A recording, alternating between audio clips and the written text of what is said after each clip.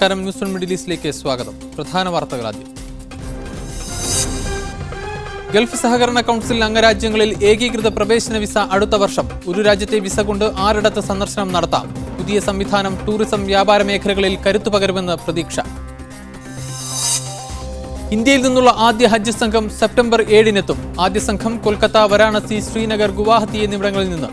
Indian mission പ്രവർത്തനങ്ങൾ പൂർത്തിയാകുന്നതായി ഹജ്ജ് council Muhammad നൂർ റഹ്മാൻ ഷെയ്ഖ്. പാഠ്യപദ്ധതിയിൽ മതപരമായ കാര്യങ്ങൾ ചേർക്കാൻ ഉദ്ദേശിക്കുന്നില്ലെന്ന് കുവൈത്ത് വിദ്യാഭ്യാസ മന്ത്രാലയം. ഇംഗ്ലീഷ്, ഗണിതശാസ്ത്രം വിഷയങ്ങളിൽ ഖുർആൻ സൂക്തങ്ങളും നബിവചനങ്ങളും ഉൾപ്പെടുത്തുമെന്ന വാർത്തകൾ അടിസ്ഥാനരഹിതം. ആരോപണങ്ങൾക്ക് പിന്നിൽ പരിഷ്കരണ നടപടികൾക്ക് തുരങ്കം വയ്ക്കുന്നവരെന്നും വിദ്യാഭ്യാസ മന്ത്രി. സിറിയക്കെതിരായ സൈനിക നീക്കം ശക്തമാക്കാൻ അമേരിക്കയുടെയും ബ്രിട്ടന്റെയും നീക്കം. ആക്രമിച്ചാൽ പശ്ചിമേഷ്യ കത്തുമെന്ന് സിറിയയുടെ മുന്നറിയിപ്പ്. ബറാക് ഒബാമ ഉന്നത സൈനിക മേധാവികളുമായി കൂടിക്കാഴ്ച നടത്തി. UN അന്വേഷണ സംഘത്തോട് സിറിയ സഹകരിക്കണമെന്ന് ഇറാൻ. രാസായുധം പ്രയോഗിച്ചത് UN അന്വേഷിക്കണമെന്ന് ഖത്തറും ബ്രിട്ടനും. സിറിയയിലെ ജനങ്ങളെ രക്ഷിക്കാൻ ബദൽ മാർഗങ്ങൾ അവലംബിക്കുമെന്ന് ഖത്തർ. സിറിയയിലെ രാസായുധ പ്രയോഗം അതിക്രൂരമായ സംഭവമെന്ന് പോപ്പ് ഫ്രാൻസിസ് മാർപ്പാപ്പ. സിറിയയിൽ കാർ ബോംബ് സ്ഫോടനത്തിൽ ഹമ പ്രവിശ്യ ഗവർണർ കൊല്ലപ്പെട്ടു. വാർത്തകൾ വിശദമായി. ഗൾഫ് സഹകരണ കൗൺസിൽ അംഗരാജ്യങ്ങളിൽ ഏകീകൃത പ്രവേശന വിസ അടുത്ത വർഷം യാഥാർത്ഥ്യമായേക്കും. പുതിയ സംവിധാനം ടൂറിസം വ്യാപാര മേഖലകളിൽ കരുത്തു പകരുമെന്നാണ് പ്രതീക്ഷ. യൂറോപ്പിലെ ഷെൻഗൻ രാജ്യങ്ങളിലേതിനു സമാനമായി ഏക വിസ സമ്പ്രദായം 2014 മധ്യത്തോടെ നടപ്പിൽ വരുമെന്ന് സുരക്ഷാ വൃത്തങ്ങളെ ഉദ്ധരിച്ച് പ്രാദേശിക പത്രം റിപ്പോർട്ട് ചെയ്തു. ഒരു GCC രാജ്യത്തെ വിസ കൊണ്ട് 6 അംഗരാജ്യങ്ങളും സന്ദർശിക്കാൻ സാധിക്കുന്ന തരത്തിലാകും നടപടികൾ ഏകീകരിക്കുക. വിനോദസഞ്ചാരികൾക്കും കച്ചവടക്കാർക്കും ഏറെ പ്രയോജനപ്പെടുന്ന പരിഷ്കരണം വഴി മേഖലയിലെ ടൂറിസം വികസനവും വ്യാപാര വാണിജ്യ രംഗങ്ങളിൽ കൂടുതൽ വിദേശ നിക്ഷേപ സാധ്യതകളുമാണ് അധികൃതർ ലക്ഷ്യമിടുന്നത്. നിലവിലുള്ള നിയമ നടപടികളുടെ ചട്ടക്കൂടുകൾക്കുള്ളിൽ നിന്നുകൊണ്ട് തന്നെ വിദേശികൾക്ക് ഏകീകൃത വിസ നൽകുന്നത് സംബന്ധിച്ച സാധ്യതകളെക്കുറിച്ച് പ്രത്യേക GCC കമ്മിറ്റി പഠനം നടത്തിയിരുന്നു. GCC രാജ്യങ്ങളിലെ പൗരന്മാർക്ക് അവരുടെ തിരിച്ചറിയൽ കാർഡ് കാണിച്ച് അംഗരാജ്യങ്ങൾ സന്ദർശിക്കാനുള്ള സംവിധാനം നേരത്തെ നടപ്പിലാക്കിയിരുന്നു. അടുത്ത വർഷത്തോടെ ഏക വിസ സമ്പ്രദായം നിലവിൽ വരികയാണെങ്കിൽ ഗൾഫ് രാജ്യങ്ങൾ സന്ദർശിക്കാൻ ഉദ്ദേശിക്കുന്നവർക്ക് 1 മാസത്തെ കാലാവധിയുള്ള സിംഗിൾ എൻട്രി വിസയും 1 വർഷത്തെ കാലയളവിലുള്ള മൾട്ടിപ്പിൾ എൻട്രി വിസയും മാനദണ്ഡങ്ങൾക്കനുസൃതമായി അനുവദിക്കും. ഏതെങ്കിലും ഒരു അംഗരാജ്യത്തേക്ക് യാത്രാവിലക്കുള്ളവർക്ക് ഇത്തരം വിസകൾ അനുവദിക്കാതിരിക്കാനും GCC രാജ്യങ്ങൾ തമ്മിൽ ധാരണയായതായി റിപ്പോർട്ടിൽ പറയുന്നു. യൂറോപ്യൻ യൂണിയനിലേതുപോലെ ഏകീകൃത കറൻസി വേണമെന്ന ആവശ്യം ചില അംഗരാജ്യങ്ങൾ നേരത്തെ മുന്നോട്ട് വച്ചിരുന്നു. എന്നാൽ ഇത് സംബന്ധിച്ച പഠനങ്ങൾ ഇപ്പോഴും പുരോഗമിക്കുകയാണ്. Muneer Ahmad, media 1 Kuwait. ഇന്ത്യയിൽ നിന്നുള്ള ആദ്യ ഹജ്ജ് സംഘം സെപ്റ്റംബർ 7-ന് എത്തിച്ചേരും. കൊൽക്കത്ത, വാരാണസി, ശ്രീനഗർ, ഗുവാഹത്തി എന്നിവിടങ്ങളിൽ നിന്നാണ് ആദ്യ സംഘങ്ങൾ പുറപ്പെടുന്നതെന്ന് ഹജ്ജ് കൗൺസിൽ മുഹമ്മദ് നൂർ റഹ്മാൻ ഷെയ്ഖ് പറഞ്ഞു. ഹറം വികസന പ്രവർത്തനങ്ങൾ നടക്കുന്നതിനാൽ ഹാജിമാരുടെ കോട്ട 20% വെട്ടിക്കുറച്ചിരുന്നു. ഇത്തവണ ഇന്ത്യയിൽ നിന്ന് 12 ലക്ഷത്തിലധികം തീർത്ഥാടകരാണ് ഉണ്ടാവുക. ഇതിൽ സ്വകാര്യ ഗ്രൂപ്പുകളിലായി 14,600 പേരെത്തും.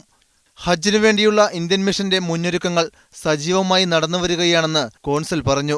ഹാജിമാർക്ക് വേണ്ട കെട്ടിടങ്ങളുടെ സജ്ജീകരണം, ആശുപത്രികൾ, ബലിയിറക്കുന്നതിനുള്ള ബുക്കിംഗ് കൗണ്ടറുകൾ, ശയ്യോപകരണങ്ങൾ, മൊബൈൽ റീചാർജ് കൂപ്പൺ തുടങ്ങിയവയൊക്കെ പൂർത്തിയായിട്ടുണ്ട്. 50 പേരടങ്ങുന്ന ഹജ്ജ് മെഡിക്കൽ സംഘത്തിന്റെ ആദ്യ ഗ്രൂപ്പ് മക്കയിൽ പ്രവർത്തനമാരംഭിച്ചു. ഇതിനകം 3 ഗ്രൂപ്പുകളിലായി വിദഗ്ധ ഡോക്ടർമാരും പാരാമെഡിക്കൽ സ്റ്റാഫും ഓഫീസ് ഉദ്യോഗസ്ഥരും ഉൾപ്പെടെ 150 പേർ മക്കയിൽ എത്തിച്ചേർന്നിട്ടുണ്ട്. ഹജ്ജ് സേവനത്തിനായി ഇത്തവണ ഇന്ത്യയിൽ നിന്ന് മൊത്തം 550 ഉദ്യോഗസ്ഥരാണ് എത്തുന്നത്. Media 1 Jeddah. ബലിപ്പെരുന്നാളിന് UAE-യിൽ സ്വകാര്യ മേഖലയ്ക്ക് 3 ദിവസത്തെ അവധി ലഭിക്കും. ഒക്ടോബർ 14 മുതൽ 16 വരെയായിരിക്കും അവധി. സർക്കാർ ജീവനക്കാർക്ക് വാരാന്ത്യ ദിനങ്ങൾ ഉൾപ്പെടെ 6 ദിവസത്തെ അവധിയും ലഭിക്കുമെന്ന് ഔക്കാഫ് വൃത്തങ്ങളെ ഉദ്ധരിച്ച് പ്രമുഖ അറബ് പത്രം റിപ്പോർട്ട് ചെയ്തു.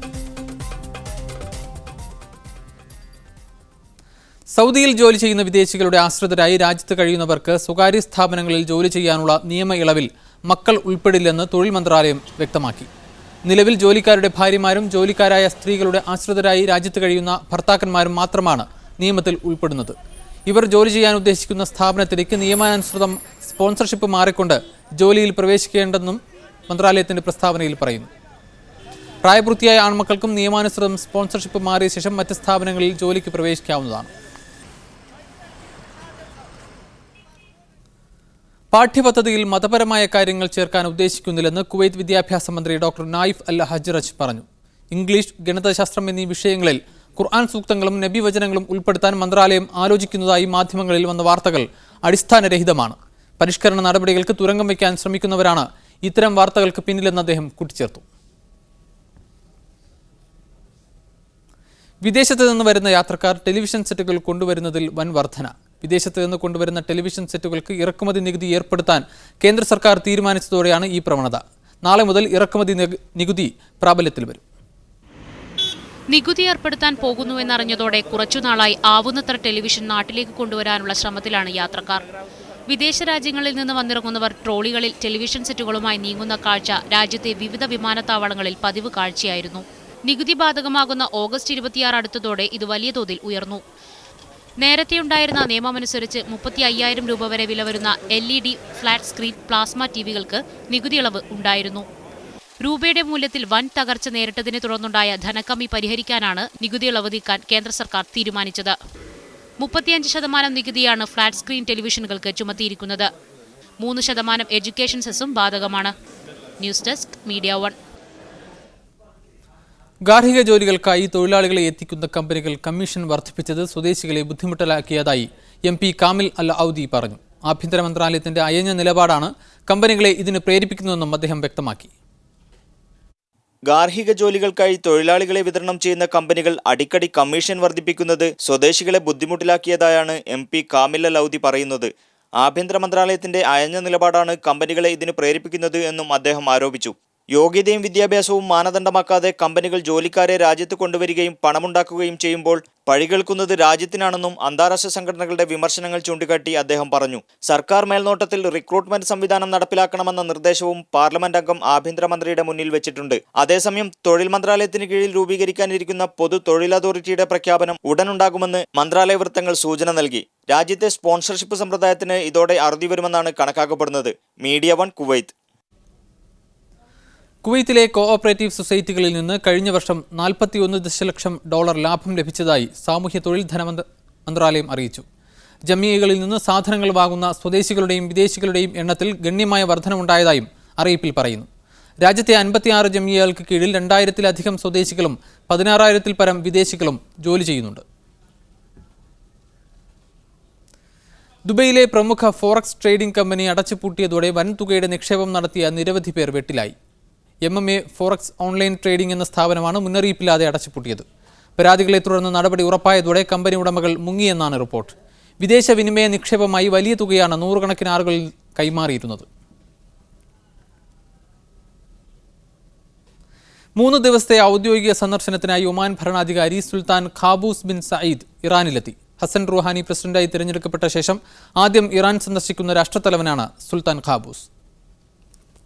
ഒരേ സമയം അമേരിക്കയുടെയും ഇറാന്റെയും ഉറ്റമിത്രമായി അറിയപ്പെടുന്ന സുൽത്താൻ ഖാബൂസ് ബിൻ സയ്യിദിന്റെ ഇറാൻ സന്ദർശനം ഏറെ പ്രതീക്ഷകളോടെയാണ് അന്താരാഷ്ട്ര സമൂഹം ഉറ്റുനോക്കുന്നത്. പരിഷ്കരണവാദിയായ റുഹാനി പ്രസിഡന്റായതോടെ ആണവ പദ്ധതിയുമായി ബന്ധപ്പെട്ട ഇറാൻ-US ചർച്ച പുനരാരംഭിക്കാൻ മധ്യസ്ഥനായാണ് സന്ദർശനമെന്ന് ചില ഇറാനിയൻ മാധ്യമങ്ങൾ റിപ്പോർട്ട് ചെയ്യുന്നു. എന്നാൽ മധ്യസ്ഥനായല്ല, ചർച്ചകൾക്ക് ആതിഥ്യമരുളാൻ സന്നദ്ധത അറിയിച്ചാണ് വരവെന്ന് ബഹർ ദിനപത്രം റിപ്പോർട്ട് ചെയ്തു. അമേരിക്കയുമായുള്ള ബന്ധം മെച്ചപ്പെടുത്തി ഇറാന്റെ എണ്ണ കയറ്റുമതി പകുതിയായി കുറച്ച ഉപരോധം പിൻവലിക്കാൻ പുതിയ പ്രസിഡന്റ് ആഗ്രഹിക്കുന്നുണ്ടെന്നാണ് ഇവർ വിലയിരുത്തുന്നത്.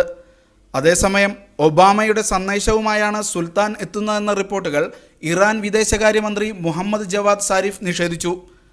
ഉഭയകക്ഷി ബന്ധം മെച്ചപ്പെടുത്താനും ഊർജ്ജരംഗത്തെ സഹകരണം ശക്തമാക്കാനുമാണ് കൂടിക്കാഴ്ചയെന്ന് ഒമാൻ അധികൃതർ വിശദീകരിക്കുന്നു.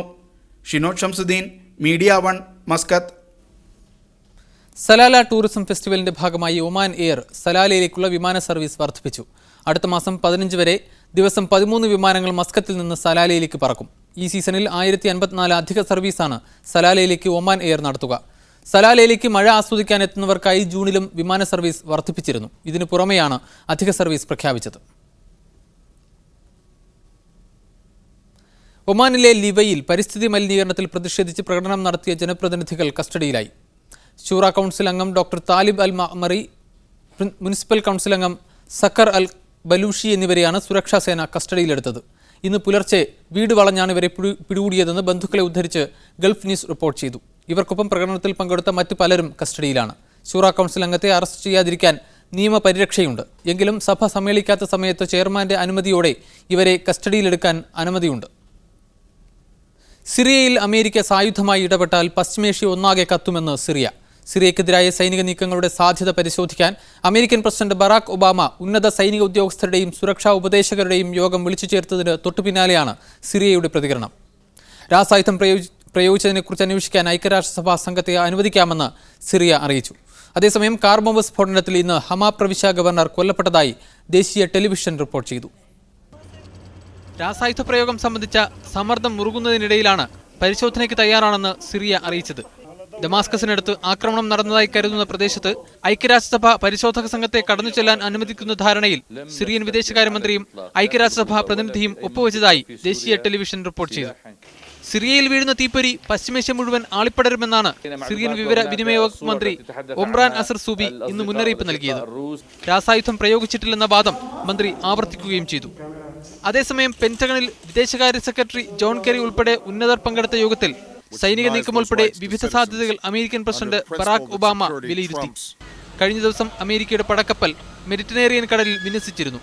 രാസായുധ പ്രയോഗത്തെക്കുറിച്ച് ഇപ്പോഴും വിവരങ്ങൾ ശേഖരിച്ചു വരികയാണെന്ന് അമേരിക്കയുടെ പ്രതിരോധ സെക്രട്ടറി ചക്ക് ഹേഗൽ മാധ്യമപ്രവർത്തകരെ അറിയിച്ചു. അതേസമയം അമേരിക്കൻ ഇടപെടൽ കാര്യങ്ങൾ സങ്കീർണമാക്കുമെന്ന് ഇറാൻ അഭിപ്രായപ്പെട്ടു. News desk media 1. സിറിയയിലെ ജനങ്ങളെ രക്ഷിക്കാൻ ബദൽ മാർഗങ്ങൾ അവലംബിക്കുമെന്ന് ഖത്തർ വിദേശകാര്യമന്ത്രി വ്യക്തമാക്കി. ഇസ്തംബൂളിൽ തുർക്കി വിദേശകാര്യമന്ത്രി അഹമ്മദ് ദാവൂദ് ഒഗ്ലുവുമായുള്ള കൂടിക്കാഴ്ചയ്ക്ക് ശേഷം നടത്തിയ സംയുക്ത വാർത്താ സമ്മേളനത്തിലാണ് അദ്ദേഹം ഇക്കാര്യം അറിയിച്ചത്. സിറിയയുടെ ഇന്നത്തെ അവസ്ഥയ്ക്ക് കാരണം സുരക്ഷാ കൗൺസിലാണെന്നും ലോകത്ത് സമാധാനം പുനഃസ്ഥാപിക്കേണ്ട കൗൺസിൽ സിറിയയിൽ പരാജയപ്പെട്ടുവെന്നും ഖത്തർ വിദേശകാര്യമന്ത്രി ഡോക്ടർ ഖാലിദ് ബിൻ മുഹമ്മദ് അൽ അത്തിയ വ്യക്തമാക്കി. അസദ് ഭരണകൂടം എല്ലാ സീമകളും ലംഘിച്ചുവെന്നും അന്താരാഷ്ട്ര തലത്തിൽ തന്നെ നിരോധിച്ച രാസായുധങ്ങളാണ് സ്വന്തം ജനതയ്ക്ക് മേൽ പ്രയോഗിക്കുന്നതെന്നും അത്തിയ ആരോപിച്ചു. സുരക്ഷാ കൗൺസിൽ സിറിയൻ പ്രശ്നത്തിൽ ഇനിയും പരിഹാരം കാണാത്ത പക്ഷം ഐക്യരാഷ്ട്രസഭയുടെ കുടക്കീഴിൽ മറ്റു മാർഗങ്ങൾ അവലംബിക്കുമെന്ന് അദ്ദേഹം കൂട്ടിച്ചേർത്തു. عجز مجلس الأمن عن قيامه بواجباته المنوطة به الواجبات الأساسية لحفظ الأمن والسلم الدولي، فبالتالي نحن نبحث عن طرق بديلة تحت مظلة الأمم المتحدة ولكن لنستطيع فيها الوصول وإنقاذ الشعب. സിറിയൻ ജനതയ്ക്ക് മേൽ ബഷാറിന്റെ ഭരണകൂടം രാസായുധം പ്രയോഗിച്ചതിന് വ്യക്തമായ തെളിവുകൾ വന്നതായും ഇത്രയും വലിയ കുറ്റം ചെയ്തവരെ kർശനമായി ശിക്ഷിക്കണമെന്നും തുർക്കി വിദേശകാര്യമന്ത്രി അഹമ്മദ് ദാവൂദോഗ്ലു പറഞ്ഞു. Bazı delilleri karartma suçu da dahil olmak üzere süratle karar almalıdır. Eğer izin verir ve ortada bir kimyasal suç işlendiği tespit edilirse bu suçun faillerinin en şiddetli şekilde cezalandırılması. അന്താരാഷ്ട്ര തലത്തിൽ തന്നെ ഇതിനെതിരെ ശക്തമായ പ്രതിഷേധമുണ്ടായില്ലെങ്കിൽ സിറിയയിൽ മരണസംഖ്യ നിയന്ത്രണാതീതമാകുമെന്നും തുർക്കി വിദേശകാര്യമന്ത്രി കൂട്ടിച്ചേർത്തു. Rameez Chathiyara, media 1, Qatar. സിറിയയിൽ ബഷാർ ഭരണകൂടം രാസായുധം പ്രയോഗിച്ചത് UN അന്വേഷിക്കണമെന്ന് ഖത്തറും ബ്രിട്ടനും ആവശ്യപ്പെട്ടു. ഖത്തർ വിദേശകാര്യമന്ത്രി ഡോക്ടർ ഖാലിദ് ബിൻ മുഹമ്മദ് അൽ അത്തിയയും ബ്രിട്ടീഷ് വിദേശകാര്യമന്ത്രി വില്യം ഹേഗനും തമ്മിൽ നടത്തിയ ചർച്ചയ്ക്ക് ശേഷം ബ്രിട്ടീഷ് വിദേശകാര്യ മന്ത്രാലയം പുറപ്പെടുവിച്ച പ്രസ്താവനയിലാണ് ഇക്കാര്യം വ്യക്തമാക്കിയത്. രാസായുധ പ്രയോഗത്തെക്കുറിച്ച് അന്വേഷിക്കാൻ രൂപീകരിച്ച UN കമ്മീഷന് എത്രയും വേഗം അതിനുള്ള സൗകര്യം നൽകണമെന്ന് ഇരു രാജ്യങ്ങളും ആവശ്യപ്പെട്ടു.